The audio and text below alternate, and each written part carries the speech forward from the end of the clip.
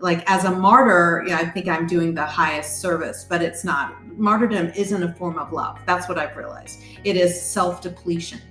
So you can give to others, but when you realize that you're exhausting your own energy reserves by doing it, you eventually will become resentful because you'll never be getting enough back.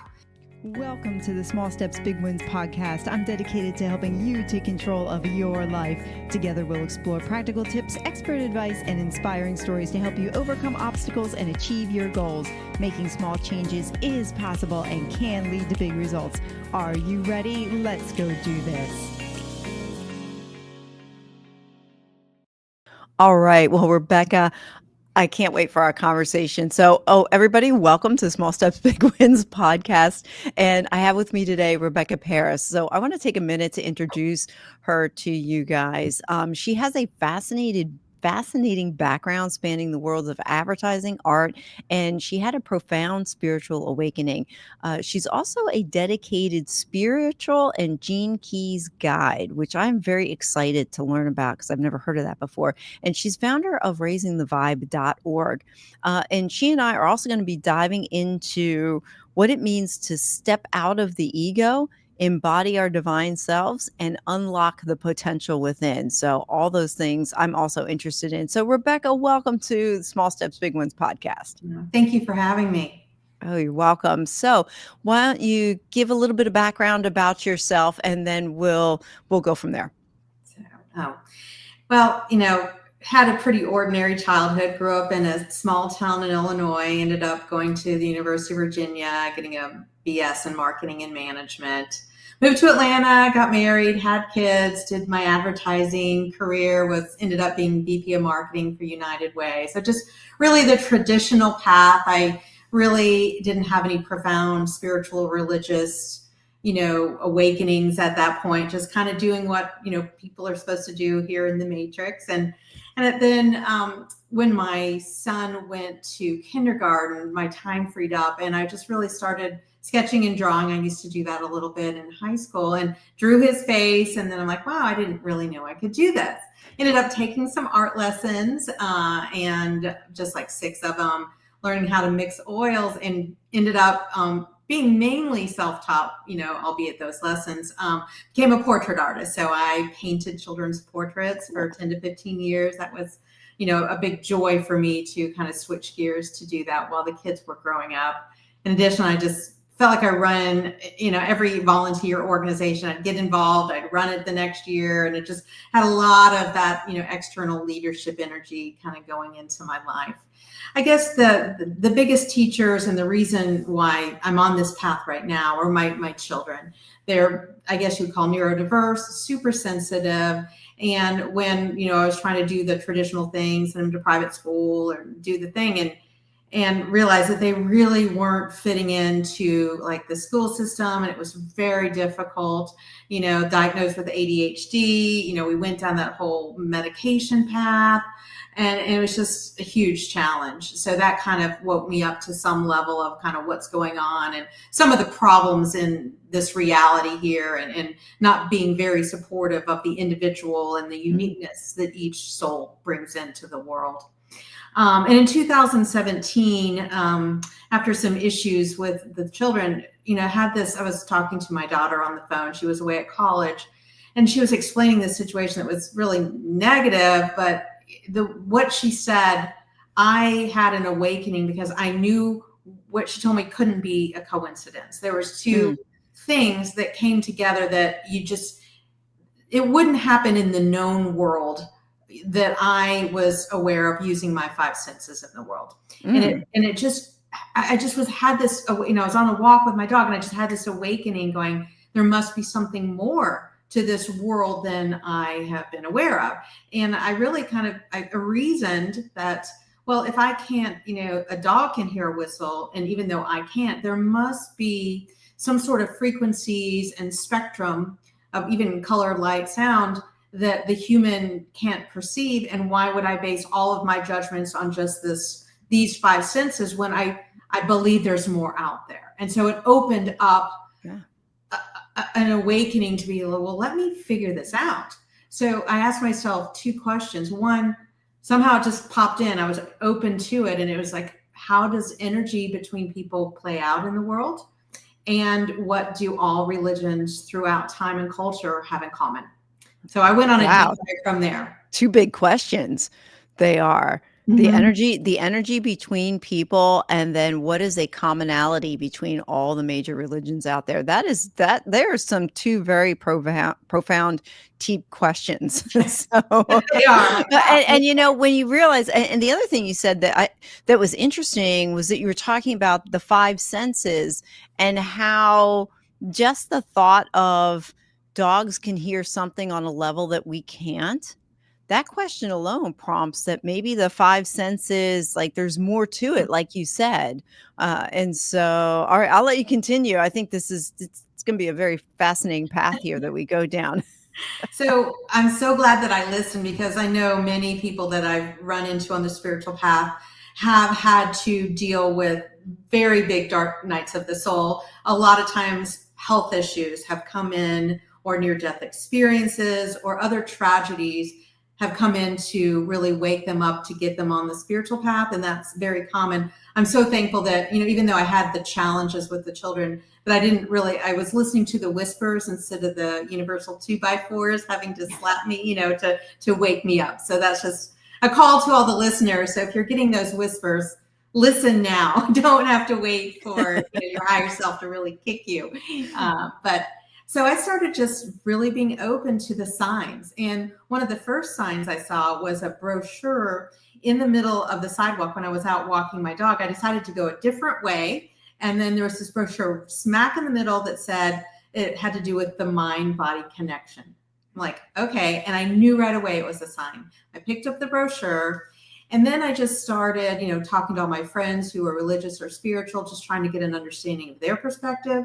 And then went on a deep reading path, because I was very interested in the intersection between science and spirituality.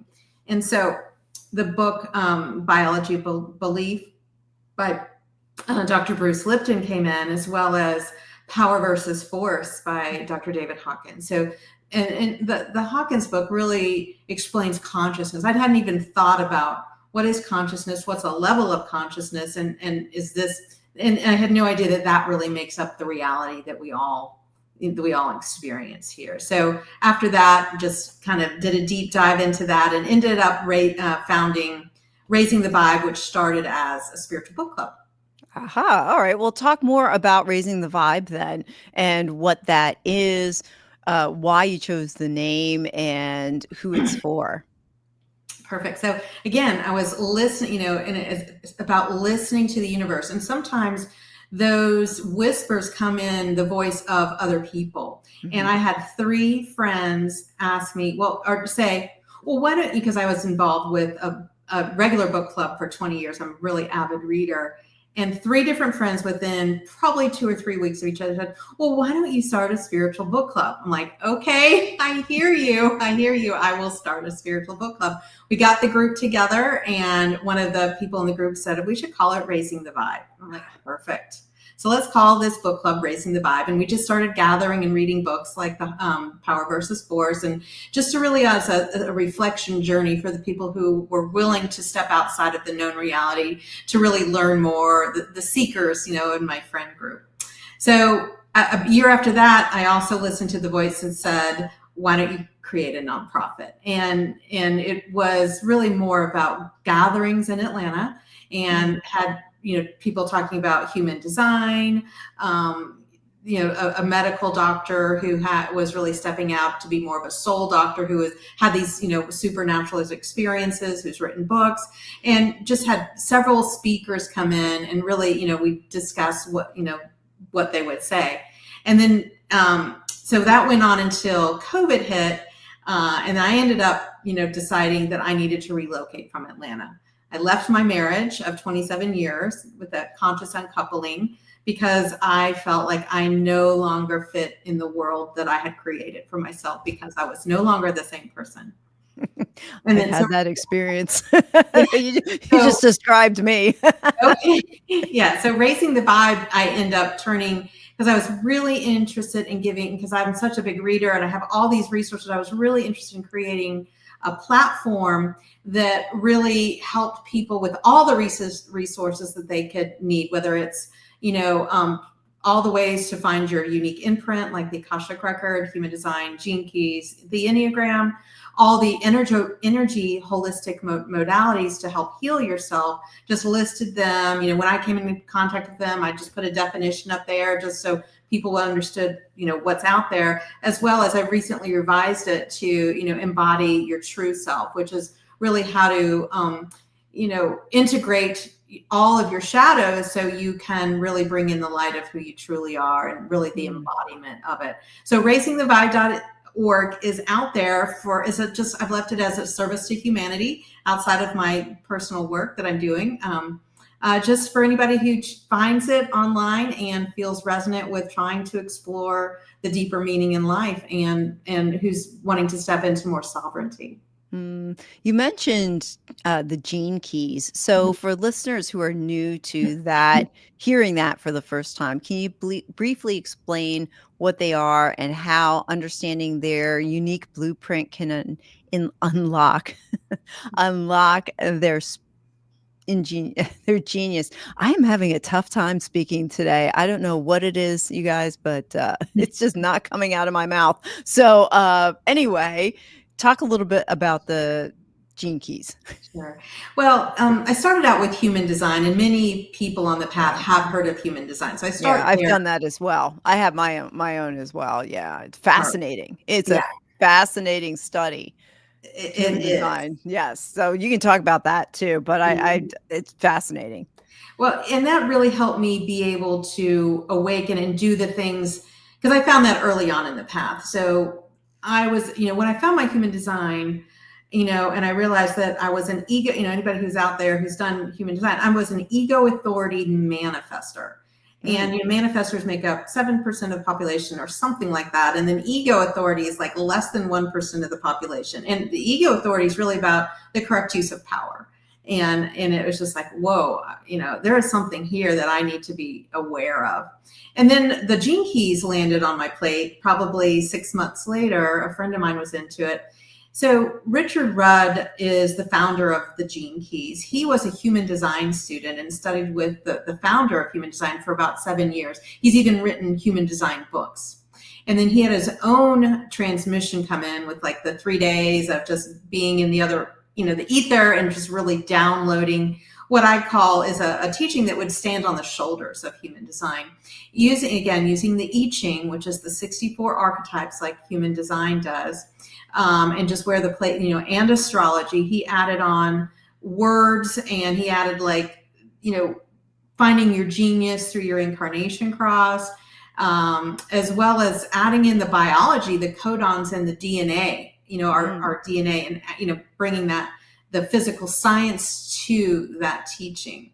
So the Gene Keys, you put in, you can find it on your own with genekeys.com, and you can find your free profile. So anybody's interested, go to genekeys.com, GENEKEYS, search free profile, put your birth information in there, your time, and you can see your profile. And the 4 outer spheres are like in human design, they call it the incarnation cross. But you look at your words describing your life's work, your evolution, your radiance, what keeps you healthy, and your purpose, which is hidden underneath once you kind of do all the work. So, and he puts it into 3 words, which really describe the frequencies that each of your unique keys describe. So, for example, my life's work is what I'm here to do in the outer world is Gene Key number 2, and it's dislocation to orientation to unity. And it is the prime feminine key. So I am here to and if you're familiar with the I Ching, it's the the hexagram, every line is broken, which is the prime feminine. And then it's always paired with the opposite on the I Ching. So my evolution here in this lifetime is the prime masculine key. So it goes from entropy to beauty. And it's just, so I'm working on balance, through my life, I'm working on balancing the masculine and the feminine. So that's my particular path. And then I cross over. And once you kind of, break through, you can get to more of the feminine side, which is your radiance. My radiance is at the highest level is empathy.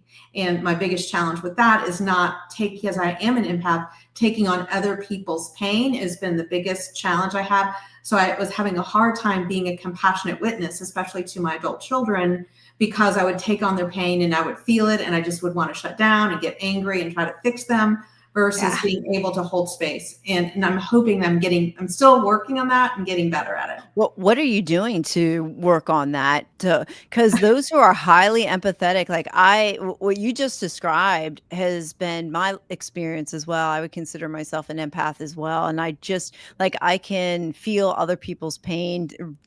Real weird story, like when my kids broke their fingers or they had a broken bone or somewhere, like I could actually feel it in my body or Mhm. things like that. Like that is that's considered an empath where you're taking on other people's feeling and pain. That's a real thing. I didn't know for the longest time that I thought that was unusual. I thought there was something wrong with me. But then I came to realize that there are other people out there like that.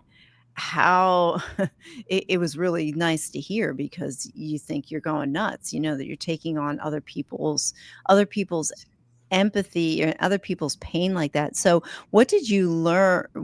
What have you learned out of those experiences, and what have you done to help yourself move from being an empath to just being an observer in somebody else's life rather than trying to fix Right. it? Because I can also relate to the fixing end. You want to fix everybody's problems, Right. because you can feel their pain. You don't want them to have that anymore, and you go into that, and you think you're helping, Right. And but you're not. But you're not. Yeah. Thoughts? wow. Yeah, it is. I'm still working on it. And I feel like I've made big strides actually within the last 2 weeks almost. But part of the issue is, especially with our children, we're deeply connected to them. And the two things that I really needed to get in balance for me to be able to not take on their stuff was to get out of being the rescuer. And so when you're the rescuer, you make the other person the victim. I don't know if heard about the triangle, the rescuer, the victim, and the perpetrator.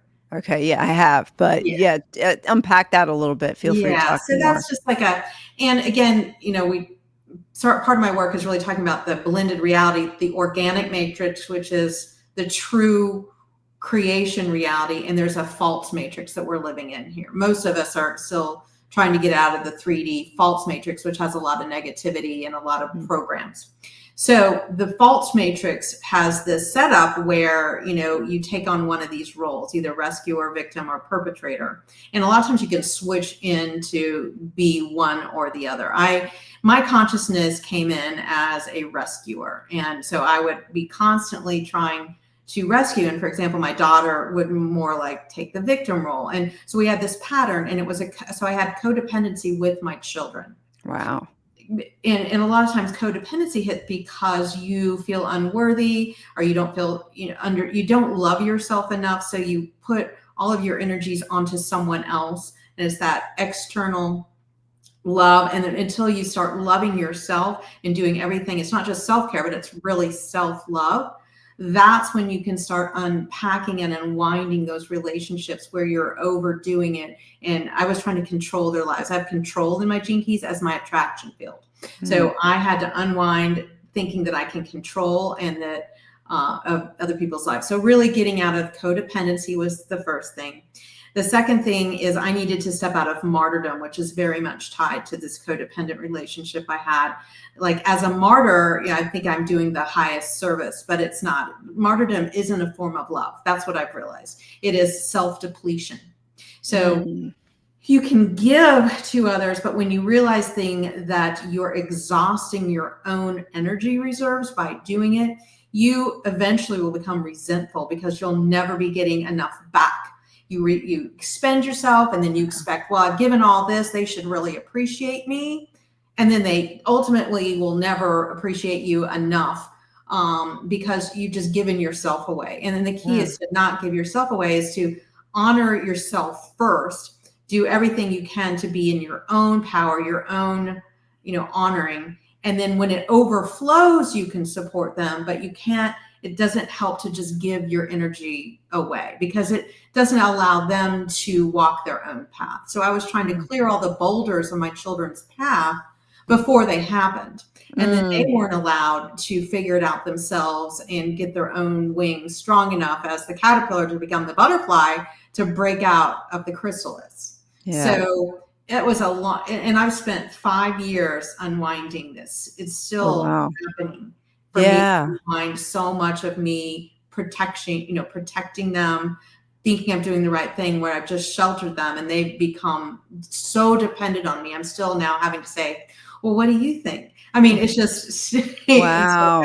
Yes, as parents, I mean, I have 3 kids myself. They're all in their, mid-20s, 30s the oldest, and yeah, I mean, as a parent, you think you're helping when you're trying to mitigate problems that might occur rather than letting the kids do it themselves. This concept of martyrdom that you mentioned, this is pretty fascinating here that you said, like, you're dying, you think you're dying to somebody else, and you think that you're really helping them. You said what you did for yourself was you had to honor yourself first. Mhm, mhm. Practically, what did that look like for you when you realized that this was happening? What does honoring yourself look like for you? Yeah, well, it has everything to do with boundaries, Mm, and Brene Brown is such a great teacher of this. I don't know if you know Brene yeah, Brown's work. yeah.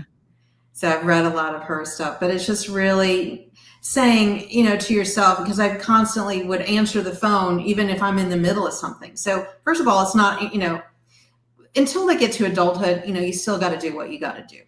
After adulthood, and then they're living on their own, then you can take some space and not always answer the phone, and then I know they'll call back or they'll text if there's an emergency. So honoring my time, and then just kind of asking myself, is this the best thing I can do for self-love right now by getting on the phone or doing that? So Mm, that's one thing.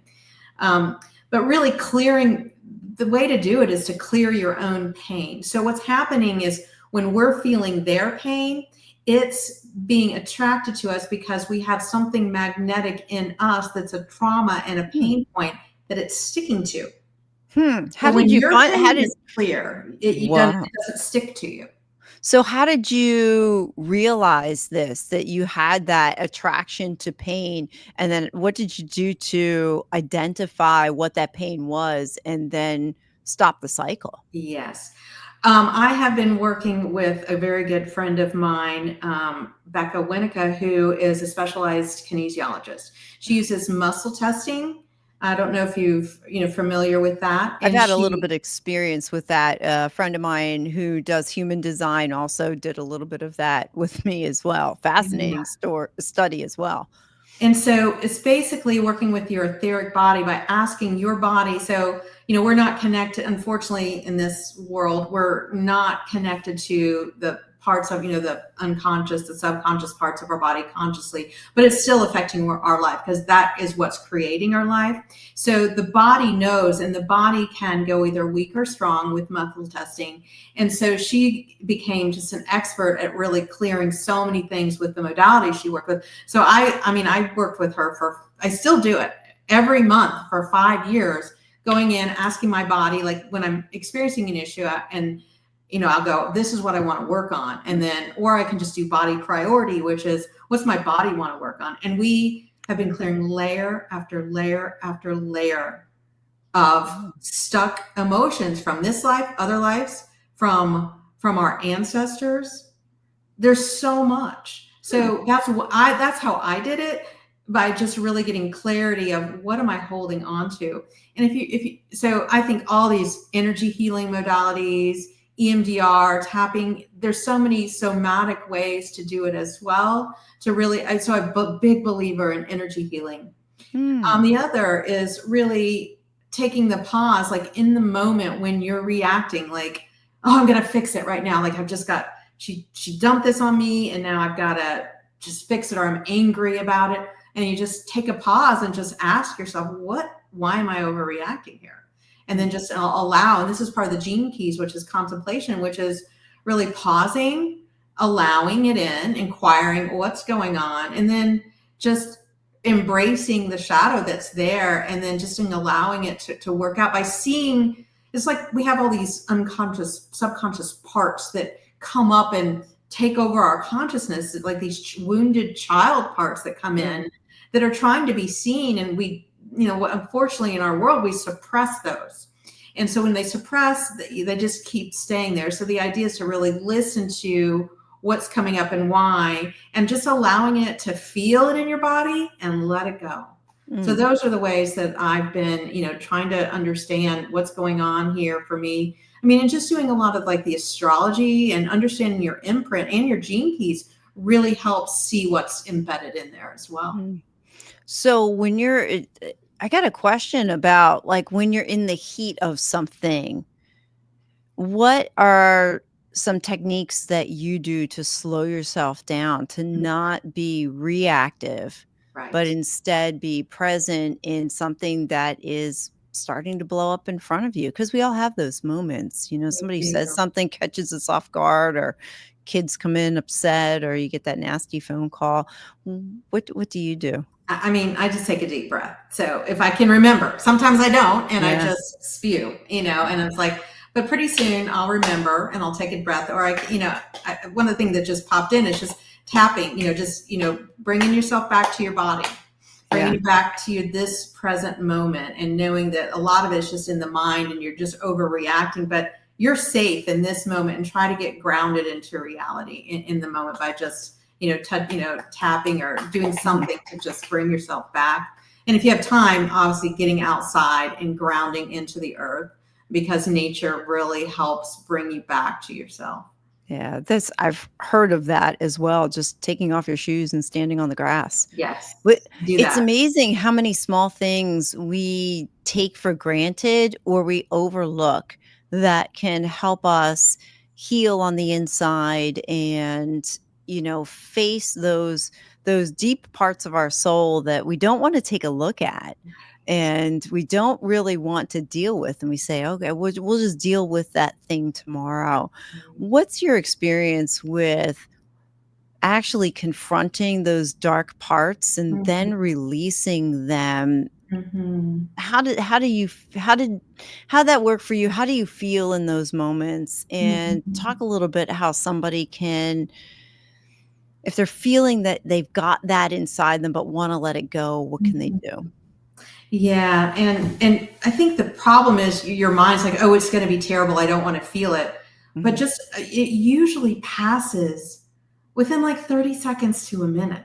So I mean, I've had like constriction and pain in my heart and fear, and then I'm just like, I'm just going to sit with this, and I breathe through it, and I just say, I'm going to feel you. I'm going to feel it, and allow it, and the tears will come. Allow yourself to cry, allow yourself to wail, whatever it is, that emotion that comes out, because tears release memory, tears release the karma. So cry, if you can, Yeah. and sometimes like if you're angry, just go pound on a pillow or whatever. I regulate myself by toning and chanting Mm. and humming and just talking to myself, because your voice is a soother of you as well. That's the first time I've heard that. Mhm. Your voice is a soother of Yeah, you, your that you voice could will speak soothe. It's a things resonant tone. out loud. And Ooh. how there's other people, it's interesting now I think about it, there's other people in my life whose voices I enjoy listening to because they are soothing. You mentioned about crying. I heard it said once that crying is a release of your argument with God.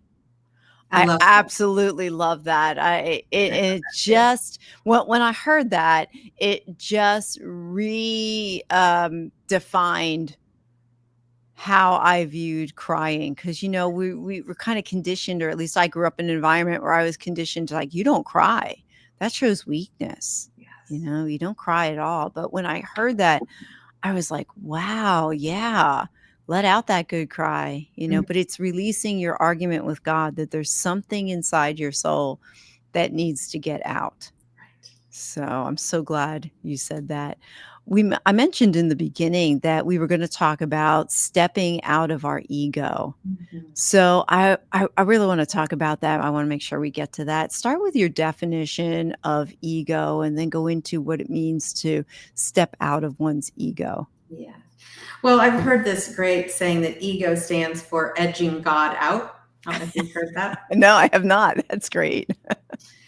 So the way I look at the ego is it's like really in the first three dimensions, into like the science, which is there's many dimensions to this reality. So the 3D reality is the first, second, and the third dimension. And in those dimensions, we have a personality that we've taken on.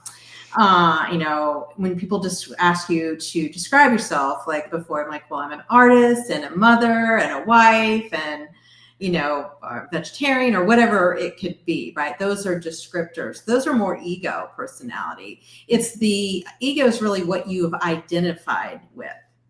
The divine self, I think of, is your soul essence. And you can think of it as a snowflake, that we are all just beautiful, unique configurations of energy filled with light. You think of the snowflake and just all the light that's coming through it and the unique pattern.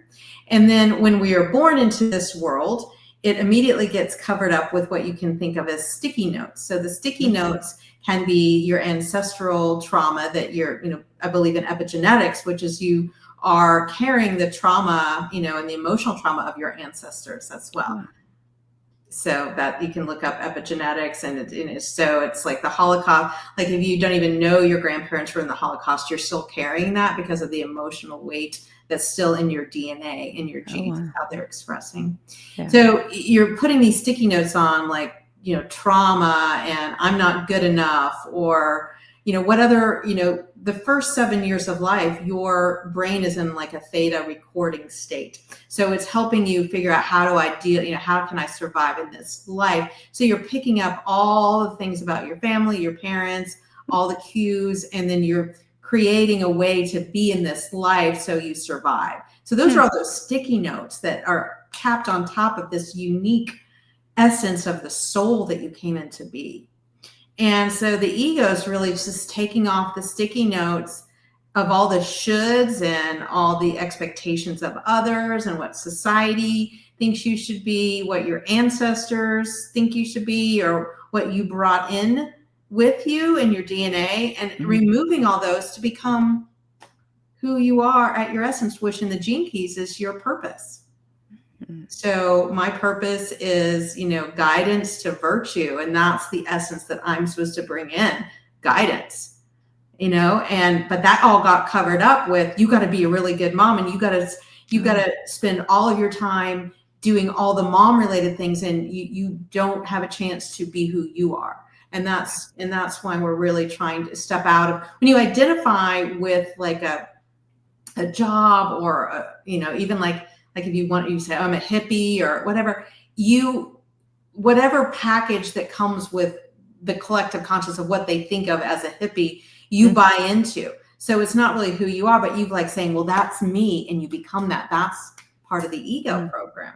Does that explain it a little bit? Yeah, it does. So you're stepping into something that may not be your authentic self if you're not careful.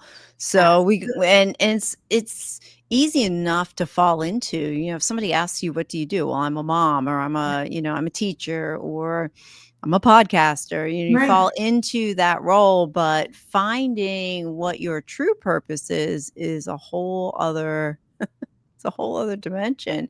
And I could see the phrase stepping out of your ego is stepping out of the package or the persona that you've put yourself into, and then identifying what you are authentically supposed to do, really supposed to do on this earth. I can relate a little bit to that, and I'm sure there's a lot of moms out there in particular where that's what you did. You raised your kids, and if you had a career, you did that too. Kudos to the moms that raised kids and had careers. That was not something I could have personally done.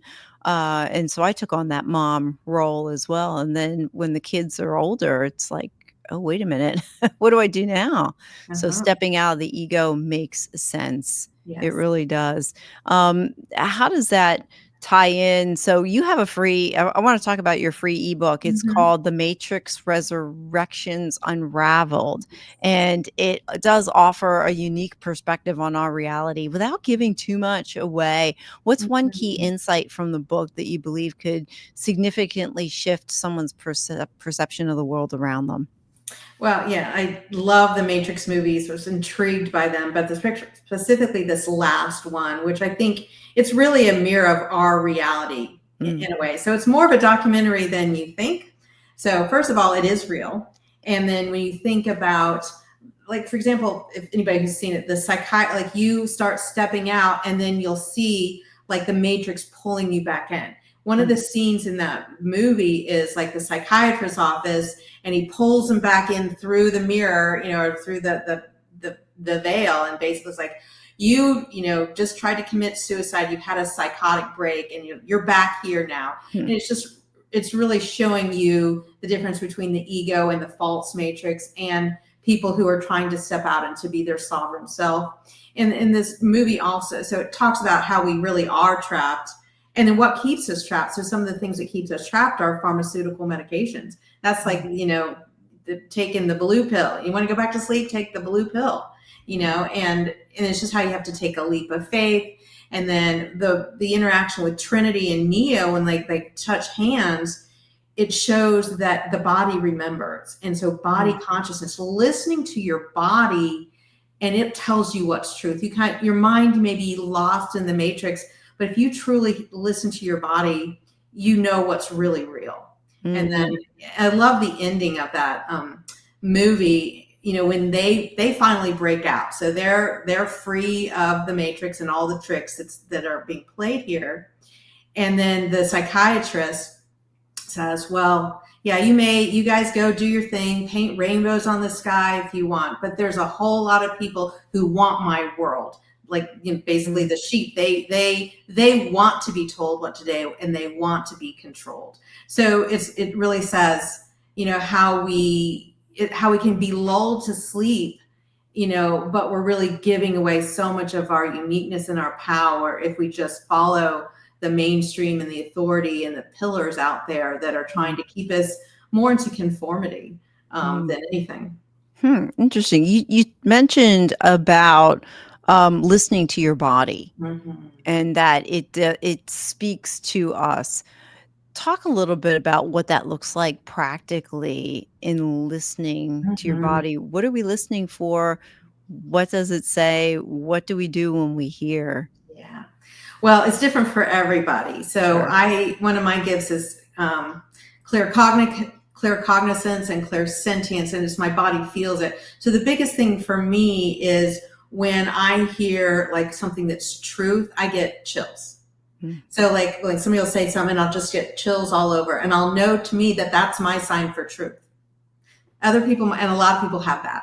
Hmm. Sometimes me personally, when I yawn, I know that's clearing energy. So it might be some distortion, some issue with me. I'd be watching a sci-fi movie and I'm yawning, yawning, yawning. I think that for me, that clears distortions. So yawning is like a thing. My kinesiologist, when she's working on people, she will yawn, and when she yawns, she'll know that she's released the pattern. Wow. How did you know? Like, how did you know that's what yawning? I She always just thought started yawning doing it, was and just I started doing it as well. wow. Because I It's not just for, thought I mean, everybody's, yawning was just like, I'm tired or I need more oxygen in my body, and but it could be that as well. yeah. And each person has different signals for their How body. how And then does when you're in how do we find pain, those? How do we find the connection between what the signal is and what its meaning means? well, and they're like Louise Hay has a book about a lot of these things. So I would Gotcha. recommend that. But, there's based on your chakras, different parts of your body are speaking to different things. Mm. So like if you have ankle problems, knee problems, that's usually grounding. It's your root chakra. Her book. It's not 100%, but it's a really good way to start thinking of those signs in your body differently. For me, I have a lot of neck and shoulder pain, and it's very telling because my journey in this life is taking the weight of others. I'm taking responsibility for humanity. It's like the atlas, the ball on the back, and I'm just hunched over and closing my heart chakra down. When you're doing this, you're protecting, you're closing your heart down, and then so there's so many different signs. So that neck and shoulder pain is like, I release taking on other people's journeys. I release not being able to help everybody here. And that's what part of my path has been. But it's all my stress has been way up here. And that's what that's telling me. Oh, wow. Sometimes when you clear your throat, it like something's trying to come in, or you're feeling like your voice is shut down. So there's all sorts of symbols, out there to give you hints about what's happening. Oh, interesting. Wow. I didn't realize that the body could say so much. And it circles back to what you started out with, listening for the quiet whisper, listening for that very quiet voice that's inside the body. And by the time, I would imagine by the time it's not so quiet is when it's really in critical, like a critical stage at that point. Yeah. And that's where people get divorced or lose their jobs or get an injury because they're not being woken up by those whispers that are coming in from their higher self. Yeah. Yeah. Wow. How different the trajectory of lives might be by quieting ourselves and listening to that Absolutely. still Yeah. small whisper. Having a meditation practice or just any sort of connection to self. And really, like what I started doing is just, made note to the universe that I want the Holy Spirit or my highest self to take the lead, and I'd like my ego to be on the back burner. So I give authority to my higher self, and I try to say something like that every day. Oh, wow. What are some practices that you do to help yourself stay grounded and stay in connection with your authentic self? Yeah. So I do like a mantra in the morning when I wake up. I used to be Holy Spirit, guide my thoughts, words, and actions. Now I'm more like, I commit to serve my highest power fully, completely, and totally. I am unity. Saying that every day. And then I get on my computer and I journal. And a lot of times I'm pretty good at remembering dreams, and I'm pretty good at interpreting them now. So it's fascinating what's coming in. And I'm like, and I write them down. I'm like, oh, that mean, I had a dream about a cat. So I'm like, what do cats symbolize? I go onto like a website to figure that out. Oh, feminine spirituality. And I found this cat and I was able to rescue it. And I had this whole thing and it had a pink collar, and then the colors have meaning. You can look up on these websites, the different colors. And then I was able, it was a good dream. This happened like 3 days ago. And then I found the cat, which is reclaiming my feminine power and my spirituality. And I was able to take the cat and drive away in a light blue car. So the light blue, all of this is telling you. It's like it's amazing just connecting all those dots. But I think it really just stems from an awareness and being present in the moment in what's around you. And then just getting curious and asking those questions about why is this happening? What is this thing? What's the symbol? What does it mean for me? Well, how can I use it to its highest, best use in my life? Wow. I wrote a blog about this, but one thing happened to me 2 years ago. I was, I live on a mountain. There's a property association, and then I had the car on, and I shut the door. I was just going to run in and get my packages. Turns out with the car on, it locked. I had my phone, my keys, everything in there. And I'm in there panicked. And like, I can't communicate with anybody. I'm trying to interrupt somebody who's in a meeting. I'm like, then I'm like, oh my gosh, I just got to sit here. I know it'll be okay. And I took some breaths. Like I say, what do you do when you're in that turmoil? I'm like, breathe, it's going to be okay. And then somebody came along and I said, can you please help me? Can you drive me up to my house? And I got to get my extra set of keys, and, I'm stranded. So I was able to handle that situation by calming myself and aligning myself. But it was very clear to me that it was dealing with my separation. Everybody in the Gene Keys, you can look at your profile and you know what your core wound is. Mine is separation. So it was playing out in the physical. I was separated from my car, Hmm. which means to me, my drive, my vehicle in life, I am separate. My consciousness is separate from my way to go in life. My keys, Wow. keys to the world, my phone, my connection to myself, to others, the divine, all locked away, separate from me. What is going on in my subconscious that I caused this to happen? Because we're Wow. creating our reality. We're Yeah, yeah. vectors. It's amazing when you start thinking about it, what your subconscious really does and makes conscious. Like you think about something and you're like, "Oh, I don't want that thing to happen." And then that thing goes and happens. Or you lose something or you're thinking, "Oh, I don't wanna lose that something," and you lose it anyway. So, it's a sober reminder that number 1, our words matter, and number 2, our thoughts matter just as much as our words. Absolutely. So to take captive those thoughts and make them obedient to what you want, what you need it obedient to. Now there is a verse in the Bible that says, take captive your thoughts and make them obedient to Christ. So if you're a Christian, that makes sense to you.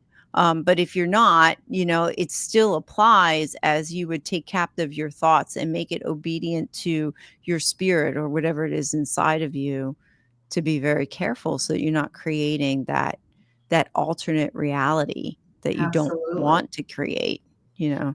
And they So must be in harmony. I think it was a Buddhist saying that, you make your thoughts, words, and actions in harmony. So if you're mm, lying, like if you feel one way and you say something else, you bring chaos in your world because they're mm. not in harmony. They're not in alignment. So they're just bringing in static. And you're like, what are you saying? And you're saying something different than you feel. So we don't know. The universe doesn't know what to bring to you. They just bring in chaos. Oh, wow. Wow, so when your words don't match your thought, I Yeah. just Make wanna sure say your that again, words, make sure thoughts, and actions are in harmony. your words, thoughts, and actions are in harmony, and when your words don't match your thoughts, it brings chaos into your world. Mhm. Wow, boy, there's something for some of us to sit with.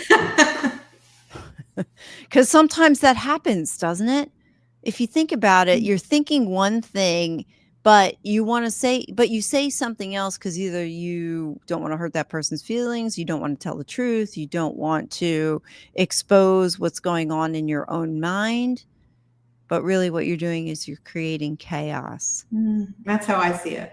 Wow, fascinating. I Because you think want your conscious, all your body energy, your heart yeah, energy, all moving toward what you want to create in life. When right, you're worried about, I'm so worried about having a car accident, and you think about it, you're actually creating that because that's where right. your energy is going. Is saying car accident. You're like, no, Yeah, no, no, right. I No, don't yeah, want yeah, that. yeah, you don't want that. Yeah, I actually when stuff like that comes in my mind, I'm like, I renounce that thought. That is not the thought that and then I consciously, renounce that. Worry is a very interesting thing. I heard David Guiam talk about worry and how what you do is when you worry about someone, you think you love them, therefore you think worrying about them is the natural thing to do, but what he was talking about was that worry actually removes the protective covering around that person that you're worrying about, and it weakens their aura. Yeah. Boy, when I heard that, I was just blown away because I used to think, I mean, this really altered how I thought. I used to think that worrying about somebody was actually something you're supposed to do. Well, I'm worried about you because I love you, blah, blah, blah. But when I stepped back from that thought. Like we were talking about earlier, how stepping out of the ego, you're stepping out of what's actually happening around you and looking at it from maybe a back here perspective, like just a floating above it perspective.